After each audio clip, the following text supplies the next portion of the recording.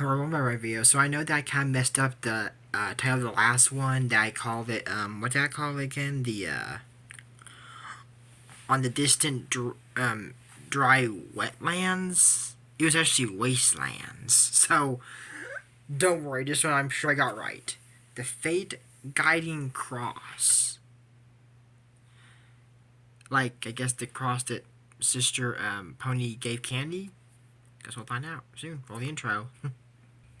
She's a girl, pretty girl with ribbons in her hair. She likes the prairies and rides a pony. She loves to sing when birds are singing. Sing her name, Candy, Candy, Candy. Yeah, so this episode starts off with Candy still on that dream with the terrible and scary Senor Garcia. I don't know if he's terrible or scary. I mean, he looked like the first time we met him. But is he scary? I don't know. Is he terrible? I mean, I'm going to take this on the Frozen approach of the song Fixer Upper. We're not saying you can change him, because people don't really change. All we're saying, love's a force, but powerful and strange. Now it's this. People make bad choices when they're mad or scared or stressed. I'm thinking that's what it is with Mr. Garcia. Maybe it's nothing to do with Candy. Maybe it's nothing to do with him. Maybe he's just a stressed out man, so kind of something to do with him. But I don't know if he's a bad guy. So, this is Texas, okay? Right here is Texas. What were they in the last episode? I have no clue. I have no clue. So I was right. They got passed through Texas at some point. I know there's other ways to get to Mexico, like New Mexico, Arizona, California. I know there are other ways. I think you can cut through. No, I'm thinking that's something different. Yeah, but you can still get there. But I mean, I think they're going through Texas, and I was right because they passed Texas. I don't know the lay of the land back then. I don't know it. So they're there, and for whatever reason he's gone. I mean, I see Candy doing things that are relatively small, but it's like anything now. Senor Garcia's yelling at Candy, always tough face, and then here comes the sheriff with the star badge and the cowboy is like, oh yeah. Candy's got an opportunity here. The sheriff is going to arrest Senor Garcia, and she can say, by the way, he's employed by Lynn Hoggins. They abused me and called to remorse to YouTube. He's got all the crimes wrapped up, I think. But no, he says, is this girl yours? So he says, well, I'm entrusted to take her to Mexico. Is this true? Yeah, why do you ask? He said, because there's been a bunch of kidnappers lately, and they're using automobiles, too. So if anyone asks you for a ride, don't go. So, is it illegal kidnapping in this instance? Yeah. Well, he says they're taking in the people that in England that want children. Okay, it is wrong. I understand there's some people that, can't have children, but you can go to the route of adoption. You have to go through this route. Man, I think it'd be more complex to go through this. They're like, oh, we can't pass the adoption. And maybe you should have kids if you can't pass. I mean, there's a lot of other, I understand there's qualifications that, why do they have to meet? Yeah, but this is a crime, and when kids are adopted, usually, not all the time, sometimes they go with these people of their free will. These kids, all of them, are not going on their will. They are being taken from their families, from their country, and the sheriff is lazy. He's doing nothing to stop. Okay, I'm not gonna say that. He's having trouble tracking them down. So, they're going off here. She's like, maybe I can sell this girl, make some money. Mr. Garcia, I mean, he's part of the problem here.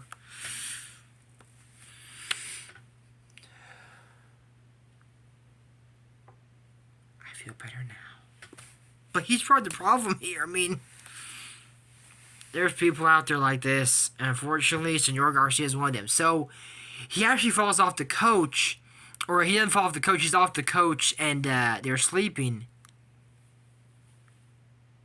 And a rattlesnake comes and bites him. Rest in peace, Senor Garcia. Gone too soon. Was he gone too soon? I don't know. I mean, after all the stuff, Senor... you know what? I'm going to skip it because he's not dead. So, Curran kills this rattlesnake. I'm sure raccoons can do that. He's not a rabbit animal, but I don't know. The snake poison, I'm not sure about raccoons. If they can eat snakes. He didn't eat the snake, but he killed it, but I'm not sure. So Candy said, hold on, don't move. Okay. Not moving with snake bite? Not a bad idea, because the poison will circulate through your heart, and that's an emergency. This is currently an emergency, but that's an even more severe emergency. So Candy, okay. There's nothing else to do here. This man is having a cardiac emergency. We need to act now. So, what Candy's doing, if you are able to call 911 and there's a town close by or a hospital, don't do this. If this person needs immediate medical attention, I rarely recommend doing this. What she's about to do is dangerous. I'm going to say what she does and explain why. So she sucks out the poison. Does that work? Yes. Why should she not do it? Because the poison, if you don't spit out, I mean, even if you don't spit all out, it can stay in your mouth and poison you. Then, if she doesn't finish sucking out the poison, her and Mr. Garcia both are poisoned and are going to die in the desert. Or in the middle of nowhere in Texas. Back then, I'm sure there was a lot of space between towns. But now we got, like, air ambulances and regular ambulances. I mean, you call 911, they'll be there in probably fire departments are everywhere. They'll probably be there in 5 minutes and have anti-venom on hand, or they can support Mr. Garcia until an ambulance gets there. So yeah, so don't do that. If it's like in the middle of nowhere, like the Australian outback, and this person's dying, maybe it's a better idea to do it then. One way or another, that person's gonna die. And if you spit out the poison correctly, they won't. So they don't take them to a hospital after this. Even if you do, I would still recommend taking them to a hospital, but Senor Garcia is not medically responsible, you know what I say. He's like, that girl sucked out poison. Back then, he wouldn't be like, whoa, she did that, risking herself. No, back then, no. He's just like, whoa, she saved me. She's been giving so many chances to run away, and she doesn't take them, so. I mean, right now, I wouldn't, because she says she can send letters to Anthony in Mexico. But the reason that he yelled at her, this is why I waited. She's thinking like, man, that's farther away. And I've been telling you, well, they can stay in contact through mail. Actually, no. Because this is why Senor Garcia, this is why I waited later to tell you about this. Because I wanted to bring up the England and all this. So anyways, he rips up the letter and says, you'll never send a letter again. Okay. So, she had 2 letters. One to Anthony when the pony's home. Reading mail. And you can't say this was a crime back then, because it was. Because this was back from the Revolutionary War, and this is around World War I. So, or 2. Ripping up somebody's mail? Reading it alone is a federal offense. Destroying someone's mail? I'm racking that up for Mr. Garcia. Even if he does something amazing, I'm not going to give him a repentant arc on this for anything he does. No. Not now. No, he's got 12 years in prison already, so. Now, if there was something that he, like, saves the world, oh, we need a pardon, that'd be different, but he hasn't anything to save the world yet. And he's not a heroic guy, so we'll keep moving on. So, you already heard what you're saying about Candy. He's going to sell her. So, in the night, bandits attack. I don't think it's because there's a creepy guy watching them in the with binoculars and mountains who's got a car. These guys have horses, so it's probably not them. Probably separate entities. But they're looking for money. They can't find any, and they aim the gun at Senor Garcia. Please, don't kill me. Spare my life. Take anything. Don't hurt me. You got no money. What the heck? Okay, these guys are villains, and they are... These guys are king of crime. They don't have names, so I just call them the Bandits. The Kidnapper, we haven't seen any, like, kidnappers yet, unless the guy in the mountains is a kidnapper. But we don't get anyone's name. And I'll only charge people in this movie. We don't get anyone's name yet. So until we get a name for somebody, they'll be known as their occupation. Like, I think some places back in the day, like, used to be like, I'm a YouTuber, so I'll do that for me. Jordy YouTuber. Like, your last name was your profession, and some people pick names depending on the job they want, that they came here. I mean, it's not that way now, but it used to be. So, like I said, if that's how it's going to be, like, I'll call him the Kidnapper or the Bandit. But if we get a name, like Miss Lindhagen, our name is Ruth, you know, I'll put their name in. But for right now, and they have to do something illegal. If it's proven otherwise, I'll remove the crime and they'll be completely exempt. If it's not illegal, but was kind of, maybe was looking illegal. But these bandits will get charged with crime. So, Senor Garcia, he's scared, okay? Well, I'm not going to say that's okay, but he said, you can sell for money. I hear that. People are asking a lot for kids now. Why? Why is that high? I mean, I'm sure it's a high black market no matter what time period, but why? Why is that a high thing on the black market? People can't adopt kids? Or find a homeless kid, hey, we're a family with so much love, do you want to come with us? Like I've seen in some Life Lessons with Luis videos. That one where the cop adopted a girl that stole all that money. If you haven't seen that movie, I'll link in the description down below. It's a good one. There's two that are very similar from the Generation Hope. I'll put both of them down there because they're good watches. I mean, they're heartfelt videos, and they're not this, whatever you want to call this black market dealing for kids. I guess you call it, I guess it's called human trafficking. I mean, yeah. There's no Amber Alert because she's gone to Lindhagen's and Mr. Garcia are like, oh, good, she's away from us. But it was weird because before this happened, they were eating, and she's like, oh, you can cook, because they told her how to tell her, you know, how to make bread to Lindhagen's. And she slapped him, ow, what was that for? He needs to pray before he eats. I do that before I eat. Every time I do pray. The prayer may vary from day to day what I use, but he said that he's never prayed for a meal.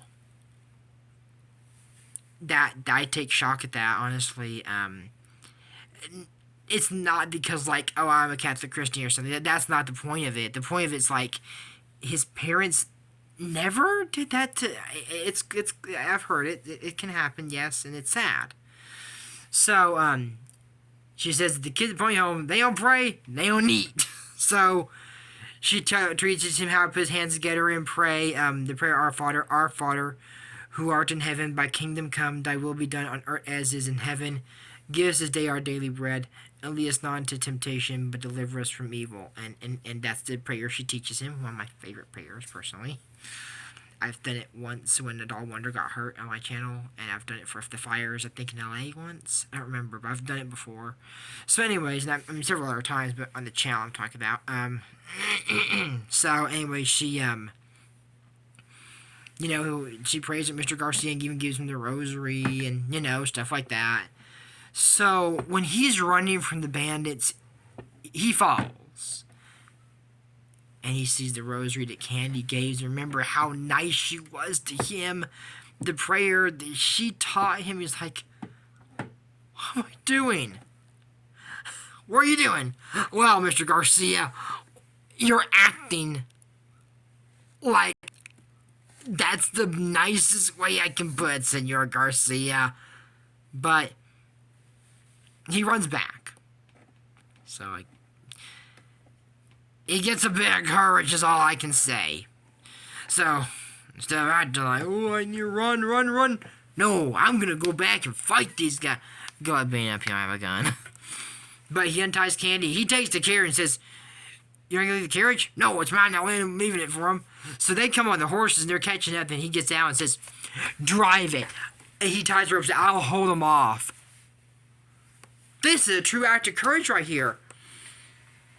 I have to charge Senor Garcia with the mail, y'all. I'm sorry. It's hard to do it. I don't want to, but I have to. I mean, that's a pretty hard... I know that's a pretty hard federal crime, so... But... he'll be out soon. So, he trips the bandits and says, come on, Senor Garcia. The car comes and grabs her and drives off. That was like... Vroom! This guy's earning his paycheck here. I mean, I know it's a crime, this kidnapper, but he's earning his paycheck. So, Senor Garcia's around, Candy! Candy! I'm sorry, forgive me. And during the coach escape, he gave her back the rosary saying he didn't deserve it because he's killed people and he's not a good man. He came back. He held off the horses, the bandits. He was trying to run after, but the car was too fast. Senor Garcia, was he terrible in the beginning? Was he scary? Yeah, but he's earned a redemption here. I'll charge him with the crime, but he's earned his redemption. So Candy tries to fight back this guy, but he's strong, and this guy has his face like, still weird. He's not laughing, but he's like, sounds like driving the car. So, the prison sentence will be given out here will be Senor Garcia, Bandits, all three of them, and will also be the Kidnapper, since we don't know his name yet. We do get his name, but currently he's just a Kidnapper. So, but yeah, so Candy's small chest trembles as she doesn't know where she's going. You know, when you're on a trip, you're like, oh, I'm a little lost, that's one thing, but when you don't know where you're, I mean, I think even being arrested is better because you know you're going to jail or prison, but she don't know where she's going at all. I've heard people like, man, I don't know where I'm going. Or, wait, where am I going again? But this is a really scary. She doesn't know where she's going, and this man is the one knowing and probably holding the gun. I don't know, I've never seen him use a gun. He probably has one. He's like, can't damage the merchandise. I mean, if this is this guy's job, Candy's typically merchandise, and she comes with the accessories, a cute raccoon. Current is cute, but man, is that it? Any production assistants want to add anything? I don't have production assistant. Okay, well, I forgot to bring it actually, but I was drinking green melon Powerade, which will be in the description down below. It's refreshing, trust me. Anyways, that's it for my Can't Do 2 Moments. Season 1 1 season, episode 18. Fate Guided Cross. This is to a true stage. I am child. Don't forget to use code ASMR on YouTube to support and challenge the cast Pokemon 2 months. Back in my recording room, thank goodness. Anyways, that's all, and I'll see you next video. So until then, Candy, Candy, bye.